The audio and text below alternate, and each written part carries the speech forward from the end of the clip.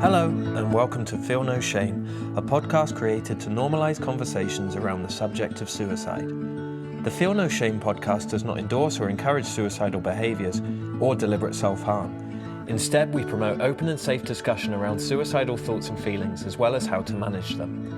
If you are affected by anything we talk about on today's podcast and feel like you need somebody to speak to, please call the Samaritans any day, any time on 116 123. If you'd like to get in touch with us, please email feelnoshamepod@gmail.com or follow Feel No Shame Pod on Instagram and Facebook. Take care and enjoy the episode.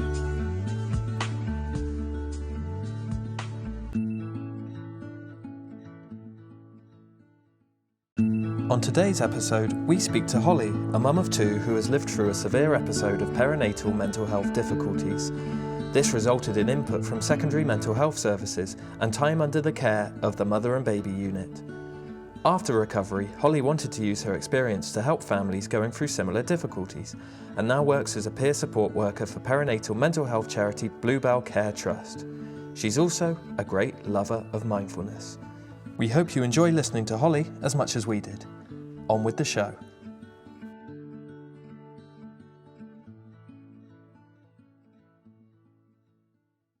So hello, I'm Holly, and I'm really honoured to be here doing this. I'm super nervous, but yeah, I think this is a subject which is so important and really it means quite a great deal to me and my family, I guess. Yeah, it's really nice to have you on here. And I think as soon as I started up the idea of this, you were one of the first people to get in touch, and you offered as much help and support as you could possibly offer. So we're really appreciative of that. Yeah, thank you very much. Yeah, of course, we're going to have you as the first ever guest because we know that you know your stuff. And yeah, this podcast is about normalizing suicidal thoughts. But I think it's nice to have a topic. Nice. Such a strange word to use in this context, but it's nice to have a topic or like a focus for each episode. So so this episode is going to be based on perinatal mental health difficulties, which I know you know a lot about. So it's up to you how much you talk about and how far you go into it. And if at any point you do want to back off, just let Al know or let me know, and then we can always stop and then carry on from another point. But otherwise, over to you. So I do have some questions, but we can keep it quite flexible as well. And I'm torn between the first question, because the first question is either, so you can pick, it's like a choose your own adventure. It's either what led up to you experiencing perinatal mental health difficulties yourself, were there any warning signs? That's question A. Question B is, can you describe what it felt like at the time? And I'm torn because I don't know whether to ask you about the lead up or about the event, so to speak, or if they can both be covered in the same question. But I'm going to hand it over to you because you'll know the best way to approach it. Okay, so I suppose in hindsight, which we all love a bit of hindsight, don't we? There were absolute warning signs and triggers, but I had never experienced any kind of ill mental health. So I'd had a fairly normal childhood, let's say, nothing, no kind of big things to report there. And I was, really lucky to have had a great education, and all right, I kind of experienced anxiety and worry, because that's normal, as is, experiencing worry and anxiety in different times of your life. But I think for me, I was really poorly in pregnancy, not with my well-being, but physically. So I had something which you probably may have heard of, may not, called hyperemesis gravidarum, so a really severe form of morning sickness. And that started from kind of the very beginning, when I first found out I was pregnant, right up to the day I gave birth. So I was vomiting up to sort of 15, 16 times a day, every day. Wow. So really quite, physically unwell, which did have a massive impact on how I felt about the pregnancy. I was really excited to be pregnant, and it was the next sort of step in our journey. As a couple, me and my husband had planned to have children. We were told it might be a bit difficult for us to have children, in the early stages, but we didn't have to have any intervention or anything like that. So when we fell pregnant, we were overjoyed. So I was physically really quite unwell, and then I would be having moments where I wasn't leaving my bedroom, so just confined within four walls, going to the toilet, being unwell, coming back, and I would think things like, oh, God, what have I done? Why am I doing this to myself? And fleeting thoughts would pass through my mind, and I'd feel super guilty about them because I knew I was really lucky to be pregnant. But then in the same breath, I kind of felt totally out of control, and I didn't feel in control of my body. And that was quite frightening, actually. So I guess, my pregnancy probably was one of the factors leading up to kind of what happened postnatally. There were some big life events that happened leading up to me becoming pregnant. So I graduated from uni, got married, bought a house, and fell pregnant all within 18 months. So, big life things. Like a bingo card, really, isn't it? Absolutely. Yeah. So yeah, like some really big stuff, which are all very stressful things, but I kind of thrive off of being busy, and or I did. So becoming pregnant was like the next part, and then I was just completely unable to do anything. So going from being busy to having a lot of time just feeling physically awful and kind of trapped within my own body, I guess.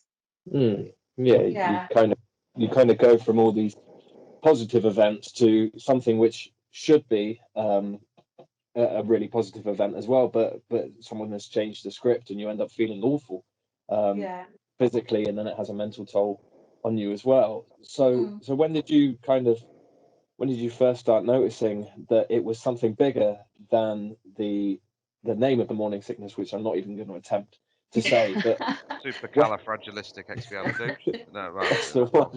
When did you notice it became it was more than that, and when did you sort of notice it? So my kind of, I guess, my main sort of presentation and the way it manifested happened sort of very quickly after I delivered my daughter. So I had quite a traumatic birth. So again, that was kind of another trigger, I think, which probably was the biggest thing around what sort of came from there. And again, it was that being out of control of my body. I didn't feel heard. Does that make sense? We all know what that means. But in my labour, I guess it's the most vulnerable time.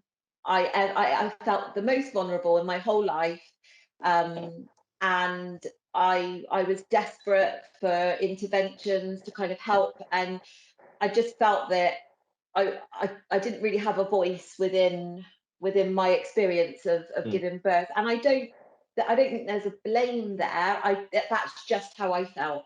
And after I delivered Darcy, I had to go straight in for surgery. So that moment where they put the baby on top of you, and I had all these kind of visions of doves flying around my head, cherubs playing on the violin, and harps. That kind of rush of love. I didn't get that, and I think that's where something sort of flipped or switched, I guess, in my mind.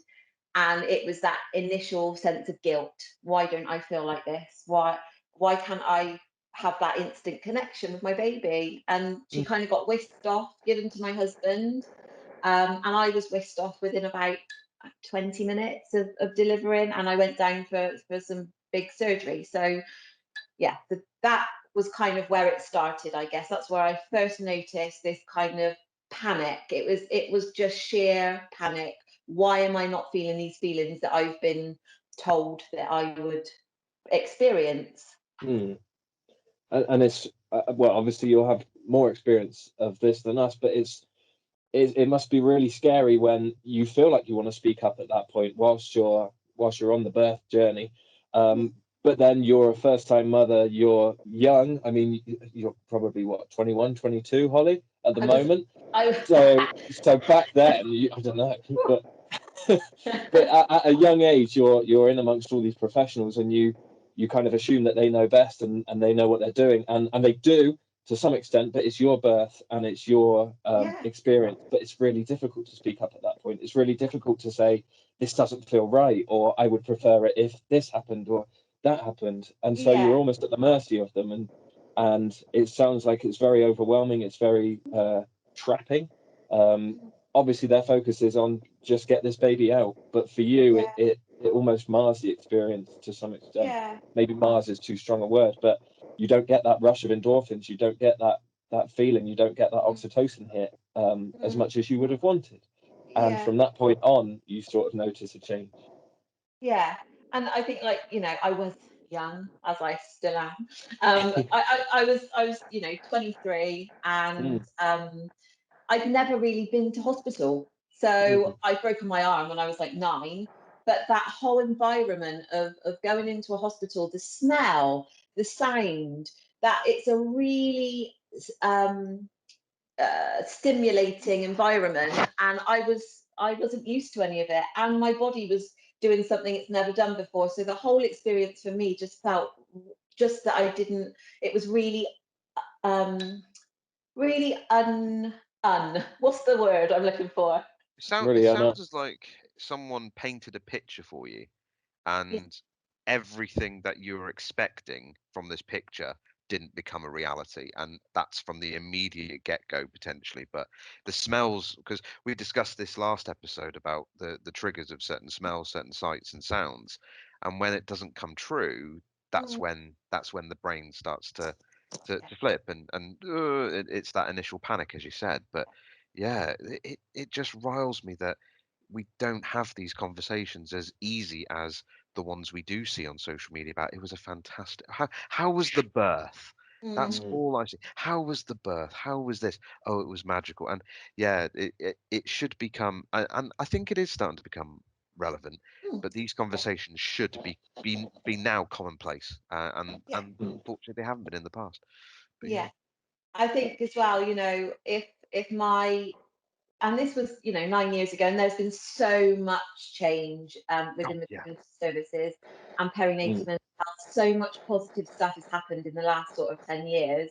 But what I would say is my physical health was absolutely top priority, checking my blood pressure, checking my bum, measuring me, going for the scans. But no one prepared me for how mentally difficult it was going to be. That conversation just didn't happen. And whether they just thought, when I was going for my appointments, they might have just thought, oh, she's really unwell with hyperemesis gravidarum, but she's she's managing all right. And I wasn't really presenting as someone which was depressed or anxious. I was just feeling a bit crap because I was being sick so much. And then I guess when it really got, quite significantly worse was very quickly after I got home. And I suppose we can talk about, I don't know, the thoughts and feelings. And it was because it was something I'd never ever experienced before. It was so frightening. And I felt trapped. I felt that I had this big secret that I could not tell anybody, because the expectation was, you're so lucky to have this healthy baby and this lovely home and a lovely husband. How dare you have these thoughts? Is that and that's how I felt. And I think perhaps because I've not had any kind of real experience of mental health, like ill mental health or anxiety as such, I thought I was, I just, it wasn't me. I didn't feel like me at all. And I was having some really dark, irrational thoughts, and having those thoughts and not getting them out of your mind, body, because it's all connected. I felt, very trapped within my own head and my own body. Yeah, you almost go from, well, you're constantly in the trauma zone, maybe from the start of the pregnancy, but certainly from the experience in the hospital. I mean, hospitals aren't the most calm places as they are. They can't be because of the nature of the work. But you hear all the noises, all the sirens going off outside, machines beeping. When a machine starts beeping fast, what does that mean? Why are people running in and out? And there's no way you can be in the rest and digest mode there. There's no way you can be calm enough and settled enough in yourself. So as soon as you enter into that trauma, you're almost constantly traumatized from that point on. You're just in the red zone, in the trauma zone. And like you said, there's this, you get home and it's a happy occasion and everyone is delighted because your daughter has been born, and you must feel like you're the only one not invited to the party at that moment. Absolutely. And you can't say to anyone, if someone says, wow, how are you feeling, you can't say, well, actually I feel awful. I just feel like this is one of the worst points in my life.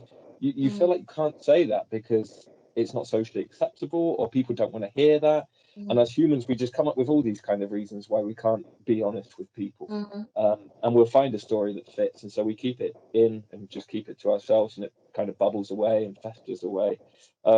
What were the reactions of others around you like? I mean, it sounds like you did really well at keeping that secret, but did anybody have an inkling, or did anybody react in a positive way?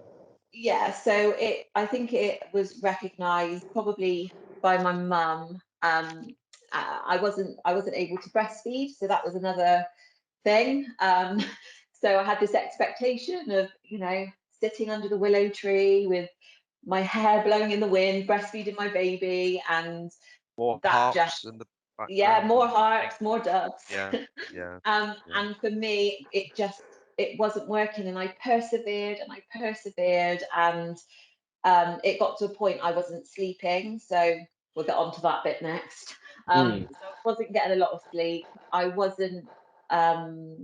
I felt like a failure because I wasn't able to do the basic thing that a mother should be able to do. This is how I felt at the time. Did you And get, I was just going to dip in there, did you get pressure from any of the midwives at that point, Holly? Or so because, no, oh, right. I will say, the midwives were really, really supportive. Yeah. There was, a point in hospital where I was trying to feed, and it felt quite invasive. And it wasn't the fault of the professional. It was just I didn't feel comfortable in that situation, and again, I felt quite out of control. Um, but yeah, when I was telling the health visitors and the midwives, I really want to breastfeed, and they were really supportive and helping me. But they really wanted to help me, so they weren't pressuring me, but they really wanted to help me.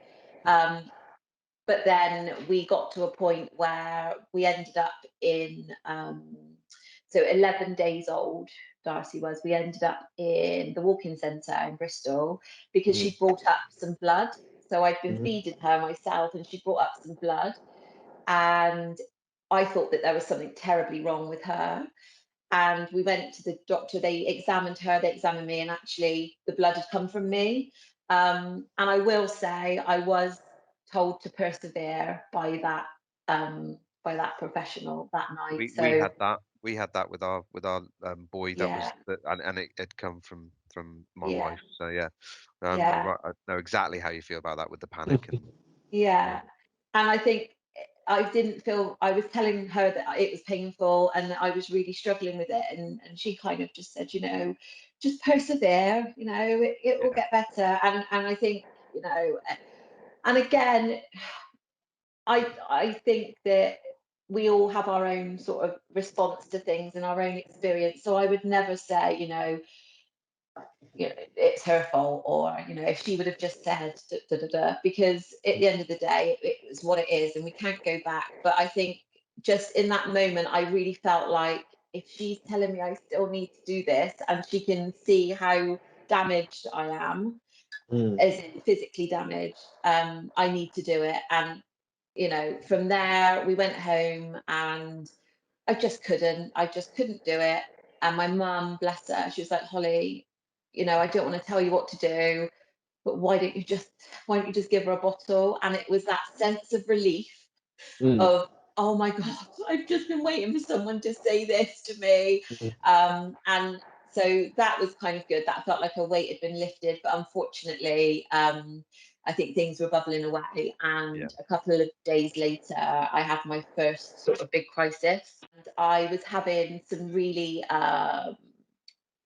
intrusive thoughts, and I started to develop some OCD behaviours, and I would have to hide certain objects in my house because I was frightened of what I was capable of, and I didn't realise that this was part of perinatal mental health. I thought I was a really awful person to be having these sort of thoughts, and I never wanted. So my a lot of people think postnatal depression, you don't love your baby, and you can't bond with your baby. For me, it was almost the opposite. I felt so protective of her. I felt so terrified that something awful was going to happen to her, that I had to protect her from me.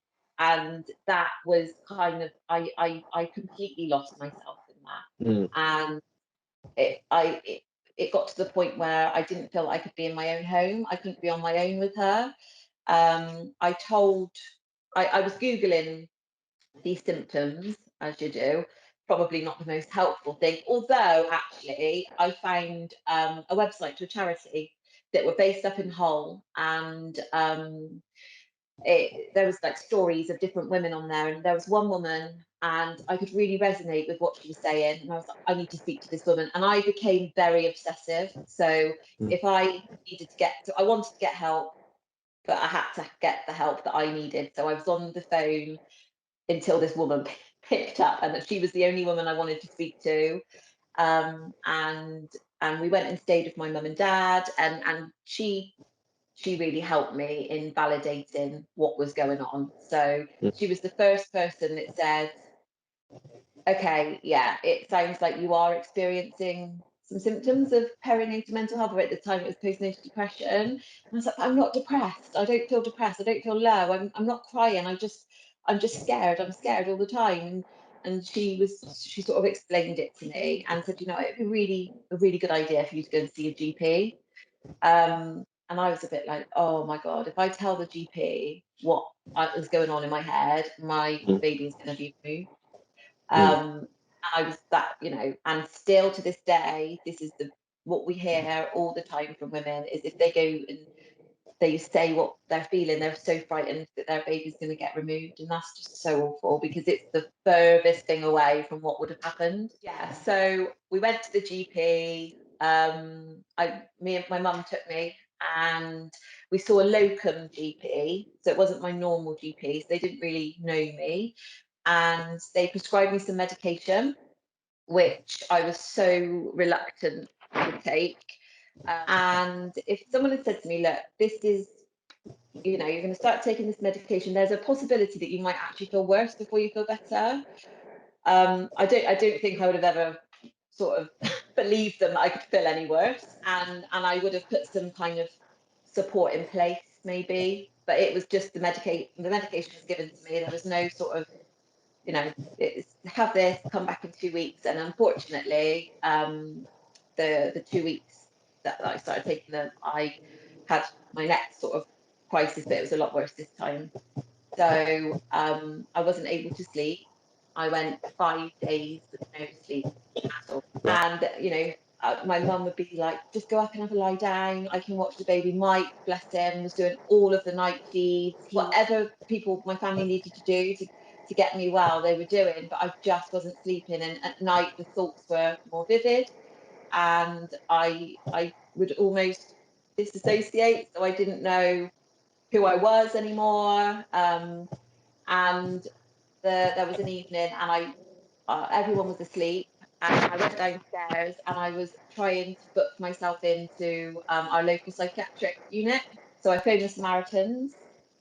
And again, I was kind of in this place where I was quite obsessive and I need to speak to a woman. I need to speak to a woman. And there wasn't a woman there that could speak to me on the helpline. So I got really cross, and I was just thinking, I can't sustain this. I cannot do this. So I woke my mum up and told her that, I need help right now. And the next day I was assessed at our local psychiatric assessment unit. And so that was the first time you'd spoken to anyone about how you were feeling, when you spoke to your mum? So I'd spoken to my mum and Mike about kind of that I was feeling anxious and I was having these weird thoughts, but I wouldn't ever go into the detail. But I think that was the first time my mum and Mike were like, oh, okay, this is really bad. And it must have been super frightening for Mike as well, because he said, he was looking at me and he just didn't know where I'd gone. It was like it just wasn't Holly anymore. And my mum was looking at her daughter and it wasn't her daughter anymore. And there was this little baby to look after. And this is something I always kind of think about. And I always remember thinking, I think I could probably do that, like do whatever, let's get better, get help, not get help. But I've got a baby, this changes the dynamic. This really changes it. And there were times I could think rationally and I could think like that. And then there were times where I was so unwell that didn't even sort of pass from my mind, which is, really quite sad. Yeah, and we're three of the most trauma-informed cats on the block, I would say.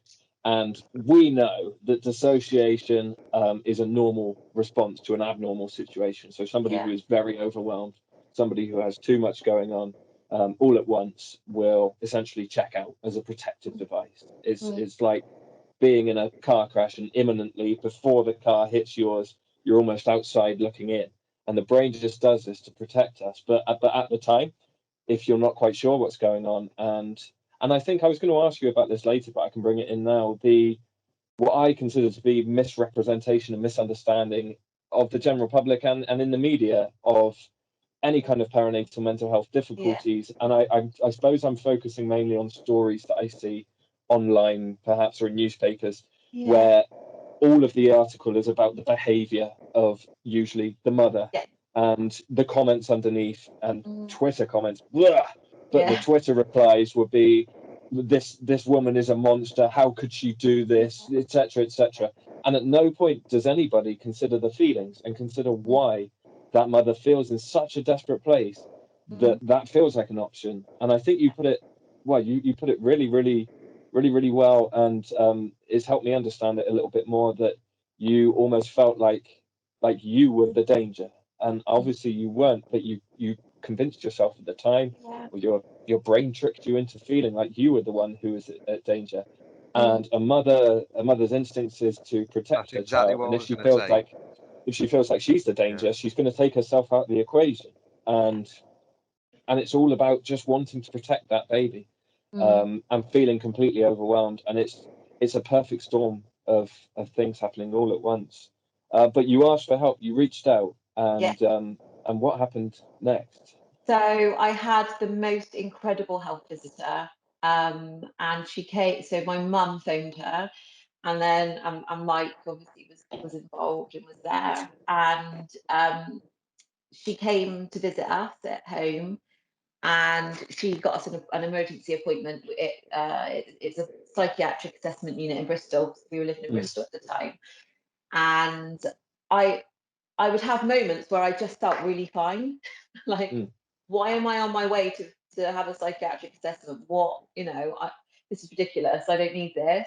And then within the next 10 minutes, I was kind of like just completely overwhelmed, feeling out of control again. And I went for this assessment, and actually it was probably probably the worst but best day of my life.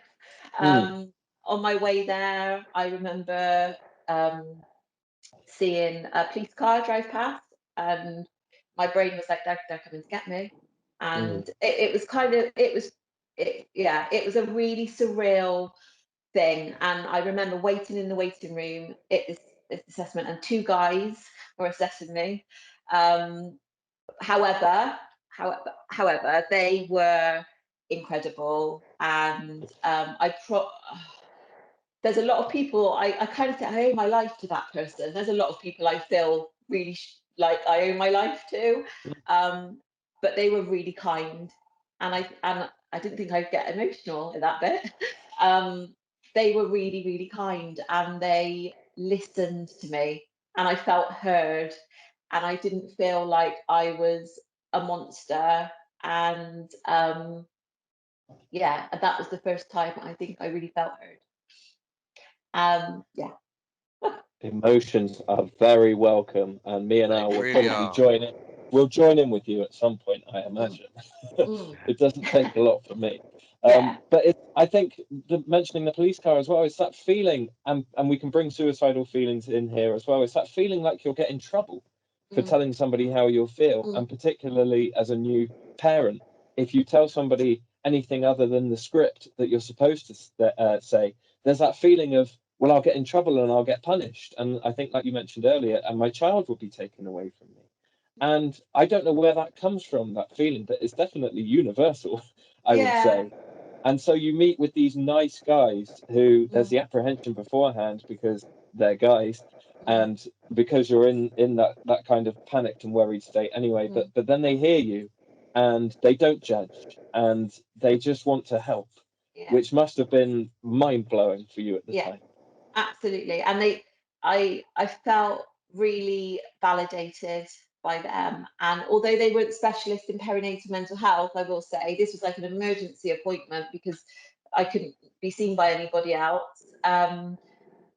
They were specialists in their field, and I saw this guy, and they talked to me about what was happening. So, okay, so let's talk about your medication. And right, okay, yeah. So I think what we need to do here, and I just felt like they completely got it on a different level. It was like they knew exactly what they were doing, and I felt in good hands. And they, they were, I think it was them. I can't remember who it was. Either them or the health visitor had done a referral to the mother and baby unit. So that is like the specialist, the best place to be when you're, really, really, really unwell. And he prescribed me some more medication, but this time he explained it. I felt really informed, and I needed sleep. So, this was the big thing. I really needed to sleep because I hadn't slept. And he was quite concerned about that. And he, I think everybody's on a different journey, and some people find that medication is really helpful. Some people don't. In that moment, in that like crisis, for me, that was exactly what I needed, and I needed to sleep, and I needed, and that's exactly what happened. So went home, slept for 14 hours, woke up a bit groggy, but in a almost, it wasn't like I was better. It was like, right, we're on the right path. And although I still felt pretty awful, I thought, right, okay, we've got a plan. Right, we know what's going on. I've actually got an illness, which is really common, which it's got a really good prognosis. I'm going to get better, but it's going to take time. But I can actually do this. And I went up to the mother and baby unit at Southmead, and at the time they only had, I think it was 4 beds. So because we were living with my parents, they were supporting us. So I couldn't go home. It just wasn't, for some reason, I just couldn't be there at that time. So they offered me support as a day patient. So I would go up there 2 or 3 times a week, all the way from Clutton down here into Southmead, which was a bit of a trek, but my parents got me there, Mike got me there. I saw a specialist perinatal doctor up there. I got involved in some amazing therapeutic activities, and it was this real holistic approach. So it was kind of, yeah, the medication was needed at that time, and I needed that to be able to access the therapy. Yeah, you know. Yeah. And I think the turning point, so that I can remember, there's two turning points. Sorry, am I babbling again? No, you babble There's away. no babbling. There's no babbling rule on this podcast. We would have chucked you off if we thought you were babbling. Are you wearing babbles? Yeah, get out. No. So I remember like going there, and it was you know, it was so alien. So it was a psychiatric unit for mums and babies. So, you know, the last thing that anybody wants to do is separate a mum and a baby.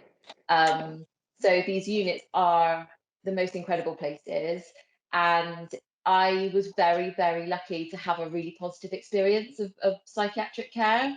And I met some mums who were staying there as inpatients as well, and got to know them and what have you. And there was one lady, she was probably, I'd say maybe 2 months further ahead in her journey than I was, and her, you know, her journey was different.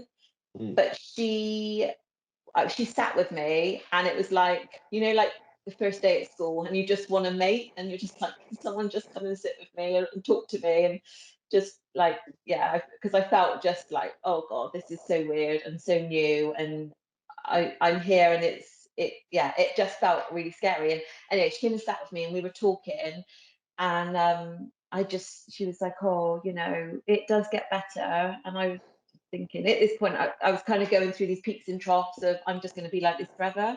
And I was constantly looking for reassurance. So I would ask Mike, bless him, probably twice an hour, I am going to get better, aren't I? This isn't me for the rest of my life. And that reassurance, and I was like a stuck record. And I remember, and all the doctors, all the professionals, the psychiatrists, my mum, Mike, they could all say to me, Holly, you're going to get better. Everyone has said you're going to get better. This isn't it. And I sat with this woman, and she was a bit further on her journey, and she told me I was going to get better, and she'd experienced some of the things that I was experiencing, and that had alleviated. And I believed her because she'd been through it. And all of a sudden it was like, okay, yeah, I can be better, I can be well, I can enjoy my baby. And it was just speaking to someone who'd been through it, who was coming to the end of their journey, who was, you know, experiencing similar presentation, a similar presentation to me, or that I had. And yeah, that for me, that was like, okay, yeah, I believe you. I'm going to get better. And the woman that I spoke to from the charity, who stayed in constant contact with me as a kind of peer supporter, and she would phone me, and I would talk to her about what was going on. She'd go, yeah, remember, it's this roller coaster that you're on at the moment, and right now, you know, we're at the peak, and it'll come down. You'll have a few good days, and then there'll be a bad day, and it's very up and down. And I felt really reassured by the people who had been through it. And although I had the most amazing professional care, you know, you know, people with the you know, all the letters after their names, and they've studied for hundreds of years, incredible people in their field, but it wasn't them that reassured me, it was the woman who'd been through it. It's kind of like you guys are in the trenches, and you've all been on the, I hate war metaphors, why did I use that? But it's like you've all been on the same, you've been on the same training, and it's the worst possible training ever, and you didn't sign up for it, you didn't want to go on the training, but you've all been on the same training course, so you can all discuss together. And I suppose there's always a bit of a gap between us common folk and professionals. Even if they have been through it, they will rarely tell us that they've been through it because of boundaries and because it's not always appropriate to do so. So we separate ourselves naturally, I think. But it's almost, what you're describing sounds a bit like the opposite Wizard of Oz, where as soon as you look behind the curtain and you actually find that instead of some feeble guy who knows nothing, there's knowledge, and there are narratives which make sense, and there are people who have experienced it before. Once all that comes together, and once you're invited into that world, you start to, well, I suppose the recovery starts there, because you start to see yourself as less ostracized, and not so much as if this is just happening to you. It's never happened to anybody else in the whole world. You are deviant, you are abhorrent, you are the anomaly. It's kind of like you're in this gang instead. And there's a good quote from a program, BoJack Horseman: all we have in this terrifying world are the connections that we make, something along those lines. And I think that's one of the things that really helped you, just finding that you're not alone, and that you're not what you thought you were. You are just an overwhelmed mother who is really trying her best and really trying to get better. And once you have that holistic approach and all that knowledge and all that experience coming at you, it makes it slightly more bearable. I was going to say easier then, but slightly more bearable is probably accurate. And you mentioned the roller coaster as well. So to anybody going through this, or who has been through this, it will sound quite familiar, where you'll have days, well, maybe it starts off with hours to begin with, where you feel okay and you feel like, this is it, I've turned a corner. And then you end up just turning so many corners. Yeah. You go back on yourself, you fall down a few times, you end up on the floor looking up, and then you repeat and repeat and repeat. But gradually the good times get longer and the bad times get shorter. Was that what you experienced? Absolutely. And someone said, keep a diary, and I use this now when I in my kind of work, and just use a colour or a number or a smiley face or whatever, and just mark on your calendar the good days, or the good half a day, or the good hour, and you'll notice that eventually those green smiley faces will start to outweigh, and you're going to have red angry faces, because you're human and we get those days, and that's completely fine. But this intense kind of experience, it is going to mellow and it is going to get easier, and you can, having that kind of visual was always really quite helpful for me. Mm. And was there anything else that helped you cope with the really dark thoughts and the really dark days? Anything that you Yes. haven't mentioned so far? Yeah, definitely. So there was loads of really good little techniques that people gave me. So for me, the kind of obsessive thoughts, I believe they were well, they were my thoughts, but I believed it was me. It was. So, do you get what I'm saying, don't you? I I get thought what it you was. You get what I mean. totally. And someone said to me, when you have those thoughts, just say, I am having the thought that, say it out loud, say it in your head, say it to somebody. And every time I said it, it almost took the power away a little bit. In the beginning, I felt like I was confessing like this big, awful secret that I had. So I would say, oh, I've got one. Go to Mum, I've got one of those thoughts coming. I'm going to have to tell you. And she's like, all right. And nothing really phased my mum, bless her. She probably just put on this really brave face, and Mike, you know, both of them must have kind of, had just this inner strength, and they knew that I was going to get better. So whatever I said, they didn't look shocked. They probably were screaming inside. But I would say, I need to tell you this thought I'm having, and they knew that was what I needed to almost, take the power out of these thoughts, and that really helped. I think the thing that I felt, there was so I have, once the anxiety and the intrusive thoughts started to diminish, I went through a really dark, depressed stage, which I was told was normal, so I was expecting it, and I just couldn't access emotion, and it was and in the middle of all of this was my baby girl, and Yeah. all I wanted was to feel that rush of love that hadn't come yet. And I think we were about 6 weeks in, and one of the mental health, the psychiatric mental health nurses said to me, we've got this group on a Thursday, and I think that you would really benefit from it. And I was thinking, oh, all right, okay, what is it? And I'm quite open to stuff, but she described this group, and she said, so basically you come along with your baby, and this is in the psychiatric hospital, and you they put all the lights down, and there's a disco ball, and you've got material, and you can bounce it around. And I always tell this story to when I sometimes I speak with professionals, and I tell this story because I was like, are you having a laugh? You're telling me I'm going to be going in a room, flouncing around a bit of chiffon with some sparkly lights, and I'm going to, all of a sudden, this is like therapy, I'm going to be better. And they're like, just please give it a go. We think you would, we really think it would be good for you. And there was this incredible art psychotherapist. And again, I owe a hell of a lot to her. And she ran this group, and it was in this little room in a hospital. So, you're in a mother and baby unit, but it is a hospital. So, there are reminders that you're in a hospital.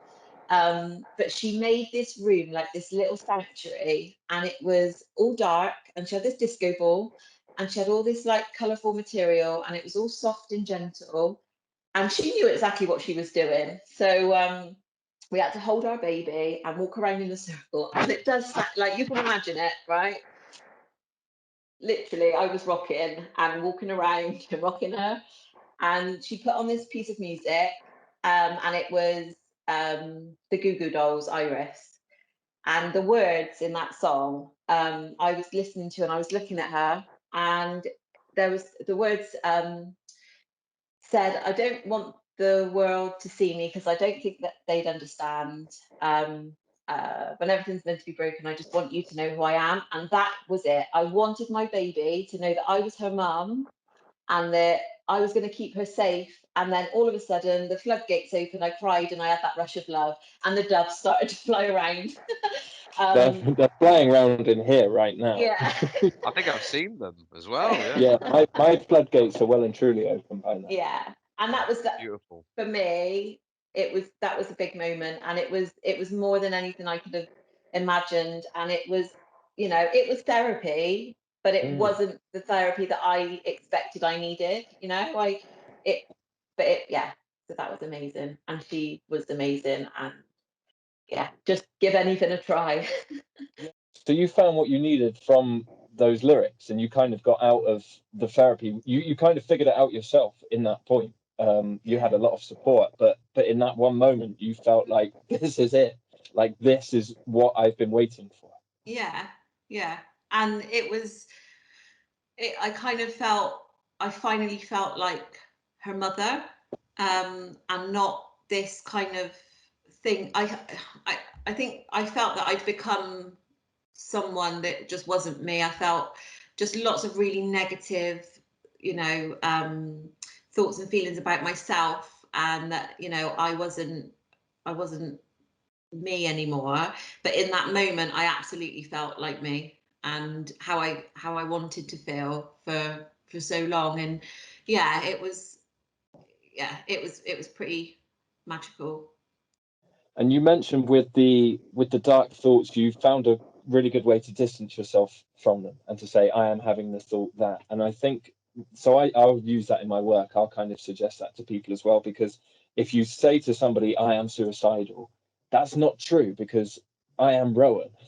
You are not suicidal. You are Holly. You have a part that is suicidal, perhaps. You have a part that doesn't want to be here or doesn't feel like they can be here.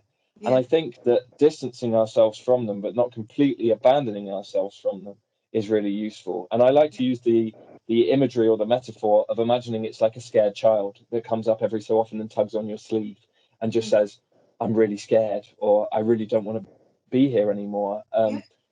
So we're all parents. We hopefully wouldn't just bat our kids away and say, go away, leave me alone. We would listen to them, and we would want them to know that they are heard, and we would want them to know that anything they say is okay with us.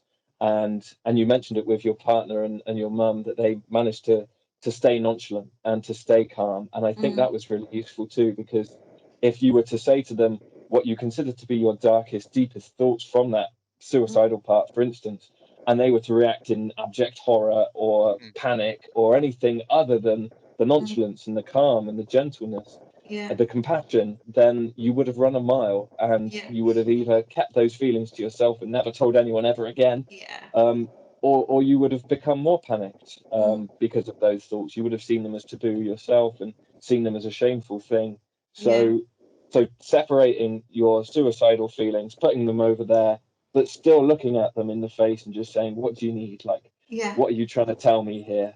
are you scared? You seem scared. Yeah. And just talking to them as if they're a worried child, because essentially they are. They come Yeah. from a really young part of us that fears everything. Yeah.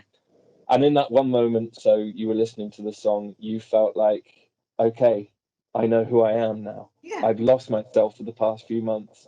I know who I am again. Yeah. And I think, just interestingly, when you were talking then about that kind of around the suicidal thoughts, I think there's a real difference. We talk a lot about suicidal thoughts, and you know, I think we can come from a place where we feel quite confident in asking those questions because we understand them. But sometimes someone might ask you, are you feeling suicidal? And you already know the reaction that they're going to give you before you even say, well, I've had, you know, I don't want to feel like I really want to be here at the moment. So you just, and you know, I think there's times where I think I probably felt like, you know, there's intention with this thought, but then there were times where I just felt I just want to curl up and go away until this is all over. And there is a massive difference in that. And I think sometimes people think there's, you know, it's one size fits all, a suicidal thought is, or you're gonna, you know, you feel suicidal. It's not as clear cut as that, you know. There's so many different variations. And I think, yeah, it's taking that fear out of that question. So you know, someone's asked me that question before, and I felt like I know that when I answer this, they're going to look at me like, okay, so you know, so have you made any plans? You know, and that's not really helpful in that moment. And I think, you know, it is just knowing that those questions are okay, but just be really mindful when you're asking those questions. And I listened to your podcast, the first one you guys did, the kind of intro, the pilot, and it's about the triggers, you know. And if you're asking somebody in a clinical space if they're feeling suicidal, that might not necessarily be the best place to be asking someone if they're feeling suicidal, or the person that's asking them. So, you know, and it's about being trauma informed, and not everybody is trauma informed. But if you've got and yeah, this is me getting deep now, but if you've got a real problem, or you've had a traumatic experience with this is something I was watching one of your little videos, Ro, a guy with a beard, and if that person's asking you if you're feeling like not sure, I'm going to open up about that. And yeah, so just I feel really passionately about being able to ask those questions, and in a way where, you know, it is a big deal, but it's not a big deal. You know, it's, you know, I want to talk about this with you. I want you to feel safe to tell me that you're feeling this. I want to help you. It's all about the context. It's all about reading the room, and usually the compassionate approach is better than the clinical approach. In general, there are certain situations where I suppose the clinical approach just has to be prioritized. But I mean, we're all people. Again, we're all people, and we can treat people like people. We can approach people like people. We can treat people like people. Yeah. We're going to have to let you go soon, but just before you do go, I was just wondering about advice you would give to other people who may be in similar situations, and also how your work comes into it, if you're okay to mention that too. What I was going to Definitely. just quickly just say though to Holly is that if you and as Rowan said, if you could go back to your younger self, you know, that you're only a couple of years, you know, younger than that, but if you could go back to that initial Holly at that point, you know, and say it does get better, do you think that young Holly would still believe you, or that's how I was, just because you know how you had that conversation with the with the men and women with the letters after their name and so on. It will get better. It will get better. But if you could go back to that Holly and say it does get better, do you think that younger Holly would still believe it? If it was this, if it was this Holly now, Yeah. today, and I went back in a time machine, I would believe her. Yeah. No, it's just you know, because you were saying that it does get better. It does get better. At that point in time, you didn't think it would, but it's amazing to see now you being as vibrant as you are, talking you. about it, talking about it, talking about it. That is the one Yeah. constant we need to have. It's Mm. been marvelous just listening to you. But yeah, sorry. Yeah. Question again, Rowan. Advice and work. Advice and Yeah. work. So I got, I felt very, when I got well, and I sort of was like, oh, I need to do something with this, because I knew how powerful it was speaking to that lady on the telephone that had been through it, but also the lady I met at the mother and baby unit. And I knew that something, I needed to do something with this. I felt that by going through this kind of intense vulnerability, something had come out of it, and I had changed as a person. So I had changed. So I wouldn't say I was like a real judgy person before at all. But might see a homeless person on the street and think, oh, just please don't approach me, before. Then I went through my experience, and I kind of thought, you know what, actually that's a person, that could be anybody. And so my thoughts kind of changed around my judgment. So, okay, where am I going with this? So yeah, so basically I got really passionate, and I was like, right, I need to fundraise. I need to raise some money for this charity that really helped me. So did that first. Then I was like, oh, I want to raise some more money. So did that. Then I met two girls at the mother and baby unit who are my best friends now. They're both godparents to my second baby, and the bestest, most amazing people. And I think when you meet people, when you're in that, if you can meet someone when you're in that kind of difficult place and build a relationship, that kind of is magic. So anyway, so they're my friends. And my friend, sorry, I'm babbling. One of my friends, her partner was kind of doing a little bit of work with Bluebell. So Bluebell's a charity that support women perinatally with mental health, with their mental health. And he was involved in a project, and it was making some he was an animator, and he was making some animations about perinatal mental health that was kind of funded through some projects with Bluebell. And they asked Mike, my husband, if he would be interested in telling his story from a partner's perspective of kind of what happened. So we kind of got involved with Bluebell, like in that sort of sense of the, that dynamic. And then we made this brilliant, Mike made this fantastic animation, and it's all about kind of the experience for the husband or the partner going through everything. And so that was great. And then I didn't quite feel ready at that point to be a peer supporter or to open myself up. I still felt quite vulnerable and quite close to my experience. So that was maybe like 3 or 4 years on, but I was still really interested in perinatal mental health, and I was kind of advocating it. So, I was asked to kind of do a few little talks about my experience, and I was kind of getting involved in that way.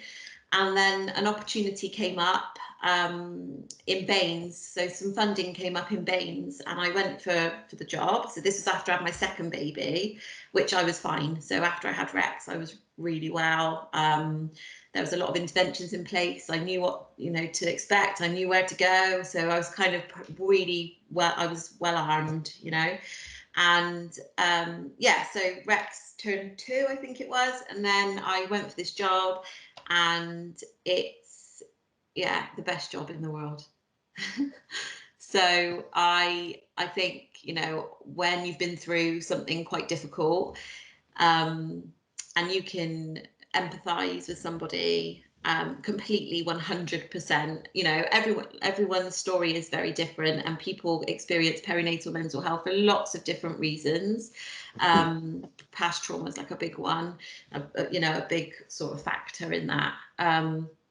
And although I might not have the same history as somebody that I'm working with, or we've had a different upbringing or whatever, the fact remains I'm trying to kind of listen to somebody. I'm listening to somebody who is dealing with all of this stuff, and they've got a baby and a life, and they're a person, and they're scared. And for me, in that moment, I needed someone to listen to me, and I needed somebody to say, do you know what, this is going to get better, and I'm here to listen, and I'm here to, I'm just here, and that's what I needed. And if I can do that, and if it helps one person, it feels that everything I went through was kind of worth it, because the magic that happened in that moment for me, when someone said to me, do you know what, you're going to get better, I remember feeling like that.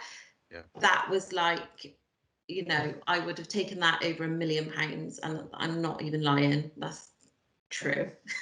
So yeah, so I love my job, and I feel very privileged to be in a position that I can just listen. Your service users, or the people that you see, are very, very privileged to hear from you as well. This is a person who has experienced post-traumatic growth and who is using that experience to help others. And it seems like the bullet point take homes in terms of advice are: don't keep it to yourself. Find somebody or some people who will listen, and make sure that you feel listened to, or move on to somebody else if you can. And eventually it does get better. Yeah. Know that it definitely can get better, and it will get better. Yeah. Absolutely. Brilliant. What a lovely story. It really was, and it's been a pleasure listening to you. So I've listened, and it's been a fantastic insight into something that and quite rightly so. I don't want to experience it, or I don't want to see it, but listening to it, it gives the gravitas to know that it can be dealt with, and it can be understood, and it's a beautiful story that I don't want it to just fall at the wayside, Holly. I think it needs to be repeated and repeated. So thank you very much for coming on the podcast. We really do appreciate it. Can I just say one last thing? Sorry. Go for it. No, go for it. Just to say, for anyone that's listening, and if they're thinking of having a baby, or they've just had a baby, or they're pregnant, remember that we're most vulnerable in the perinatal period. So if you're ever going to experience kind of feeling anxious or worried, or it's all valid, and just speak to your health visitor or your midwife about it, because there is a lot of help out there, and there are people that that really know what you're going through, and can just listen and validate it. And there is so much help out there. If you just say the words, I need help, then there are people there to help. And there is no shame in that. Good plug. Very good. Very good. Thank you very much, Holly. We'd love to have you back one day as well, because I'm sure that there's loads more we can go into as well. But thank you so much for coming on this little old podcast of ours, and all the best. Take care. Thank you, and thank you so much for letting me be involved. I feel really privileged. Oh, we want you back on again. I think if can anyone before we actually sign off, can anyone contact you or directly as within your profession? Are there contacts for yourself though, Holly? Yeah, so it wouldn't be directly to me. So Bluebell, Bluebell. we cover Bristol, South Gloucestershire, Baines, North Somerset and Devon. There's a website, www.bluebellcare.org, and there's a referral. So you can self-refer if you want to. Or if you live in any of those areas and you speak to your midwife, health visitor, GP, they know who we are, and they will complete a referral if needs be. Yeah. No, that's fantastic. And as a disclaimer, if anyone listening doesn't live in those areas, as you've rightly said, the health practitioners and midwives will point you in the right direction to the designated areas where you live. But no, Yeah. I'm so glad you mentioned Bluebell. So that's brilliant. And there's just one more thing, sorry. There's a project called the Hearts and Mind Partnership, which covers the whole of the whole sort of all the areas, and they are supporting grassroots organisations to come together and support each other. So Brilliant. there will be some support in your area. That is fantastic. I love it. Absolutely wonderful. Any other business, Al? Have you got anything to close on? I can tell you I feel very warm in a good way after having this conversation. It just feels lovely. and I haven't even got the heating on, and I do feel warm as well. No, but it's literally mirroring what Rowan has said. I feel positive about knowing that you've been through it and you've come out the other end. And it's just warming to hear what you've had to say, Holly, tonight. So yeah, thank you. And I'm now off to watch Stranger Things. So yeah, science fiction. Yeah. Bye. No. Bye. Thanks, guys. Take care. Take care, everyone. Bye. Thanks, Bye. Holly. Bye. The Feel No Shame podcast received the following piece of writing by somebody who wishes to remain anonymous. It's about their own experiences of postnatal depression, what it felt like at the time, what they went through, and where they're at with it now. It's kindly being read to us by an actor. A few years ago, on a Friday night, I was under the care of the community mental health team at a psychiatric hospital, awaiting the on-call psychiatrist. I'd never been more terrified in my life. My baby was only a week old, and I was convinced he was going to be taken away from me. Postnatal depression is such a cruel illness, and I am still angry and bitter that it robbed me of the first few weeks of having a newborn. I have little memory of that time now, aside from having never felt so vulnerable in all my life, accompanied by the most intense sense of fear and lack of control. I have to rely on photos to remind me how small my baby once was. It's hard enough being a first-time parent without PND, but add that into the mix and my whole world fell apart. I still have a community psychiatric nurse and I still take medication, but I'm also really proud of how far we've come. Back then, I couldn't look into the future. I didn't believe anyone who told me that I would reach a point where I felt in control again and could actually enjoy my life. It was entirely inconceivable to me then. I could not have come this far without the unwavering support of so many of my friends and family. We aren't home and dry just yet, but where we are now is unrecognisable from where we were exactly a year ago today.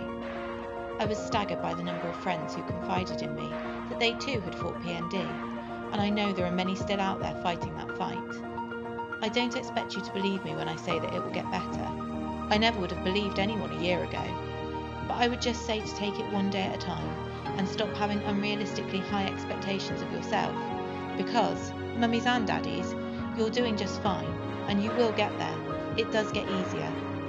Thank you to each and every one of you who loved me when I wasn't easy to love, supported me and inspired me. I love you.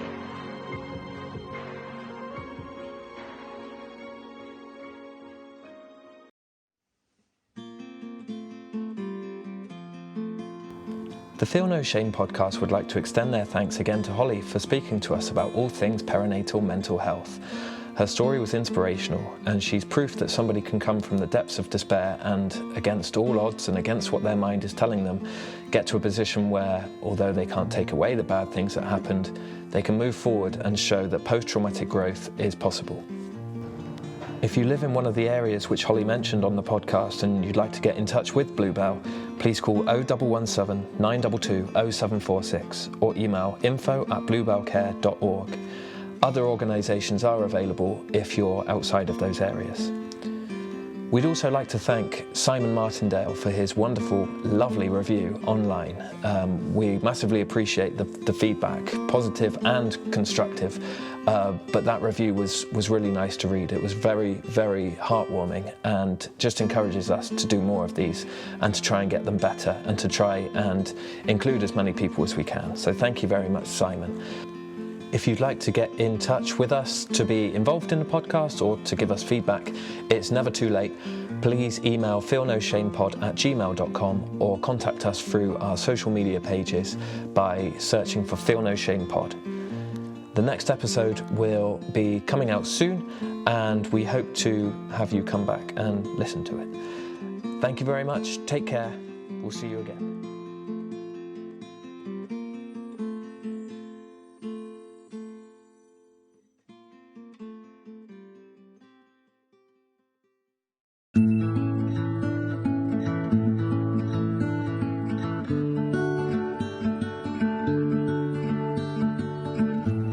Thank you for listening to this episode of Feel No Shame. We hope you enjoyed it, and remember, if you feel like you need to speak to anybody after listening to this podcast, or at any time, any day, please call the Samaritans on 116 123. Alternatively, please check out the other support services that we recommend at the end of our YouTube videos. Music is by Adobe. I've been Rowan Long with Alan Aldersley-Byrne. Thank you for listening, and join us next time for more of the same.